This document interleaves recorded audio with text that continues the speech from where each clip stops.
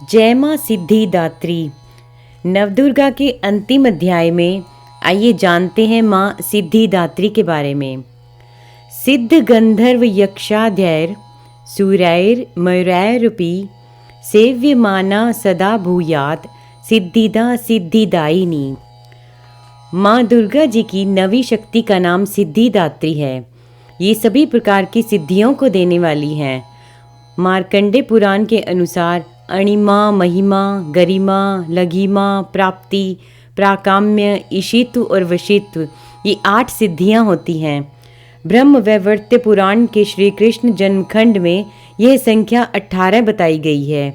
इनके नाम इस प्रकार हैं: अणिमा, लघिमा, प्राप्ति, प्राकाम्य, महिमा, ईशित्व, वशित्व, सर्वकामावसायिता, सर्वज्ञत्व, दूर श्रवण, पर काय प्रवेशन, वाक सिद्धि, कल्प वृक्षत्व, सृष्टि, संहार करण सामर्थ्य, अमरत्व, सर्वन्यायकत्व, भावना सिद्धि।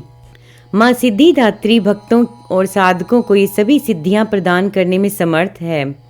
इनकी अनुकंपा से ही भगवान शिव का आधा शरीर देवी का हुआ था।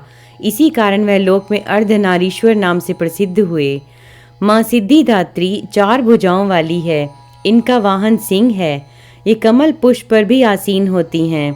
इनकी दाहिनी तरफ के नीचे वाले हाथ में चक्र, ऊपर वाले हाथ में गदा तथा बाईं तरफ के नीचे वाले हाथ में शंख और ऊपर वाले हाथ में कमल पुष्प है। नवरात्र पूजन के 9वें दिन इनकी उपासना की जाती है। इस दिन शास्त्रीय विधि विधान और पूर्ण निष्ठा के साथ साधना करने वाले साधक को सभी सिद्धियां की प्राप्ति हो जाती है। सृष्टि में कुछ भी उसके लिए अगम्य नहीं रह जाता। ब्रह्मांड पर पूर्ण विजय प्राप्त करने की सामर्थ्य उसमें आ जाती है। प्रत्येक मनुष्य का यह कर्तव्य है कि वह माँ सिद्धिदात्री की कृपा प्राप्त करने का निरंतर प्रयत्न करें, उनकी आराधना की ओर अग्रसर हो। इनकी कृपा से अनंत दुख रूप संसार से निर्लिप्त रहकर सारे सुखों का भोग करता हुआ वह मोक्ष को प्राप्त कर सकता है। 9 दुर्गाओं में माँ सिद्धिदात्री अंतिम है। अन्य 8 दुर्गाओं की पूजा उपासना शास्त्रीय विधि विधान के अनुसार करते हुए भक्त दुर्गा पूजा के 9वें दिन इनकी उपासना में प्रवृत्त होते हैं।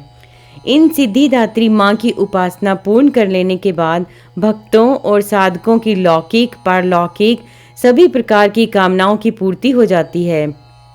लेकिन सिद्धिदात्री माँ के कृपा पात्र भक्त के भीतर कोई ऐसी कामना शेष बचती ही नहीं है जिसे वह पूर्ण करना चाहे।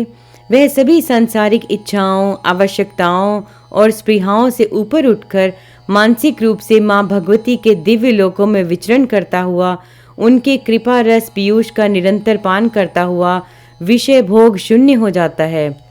माँ भगवती का परम सानिध्य ही उसका सर्वस्व हो जाता है। इस परम पद को पाने के बाद उसे अन्य किसी भी वस्तु की आवश्यकता नहीं रह जाती।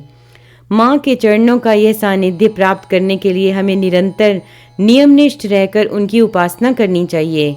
माँ भगवती का स्मरण, ध्यान, पूजन हमें इस संसार में असारता का बोध कराते हुए वास्तविक परम शांतिदायक अमृत पद की ओर ले जाने वाला है। आइए सभी मिलके बोलते हैं, जय माँ सिद्धिदात्री, जय माता की।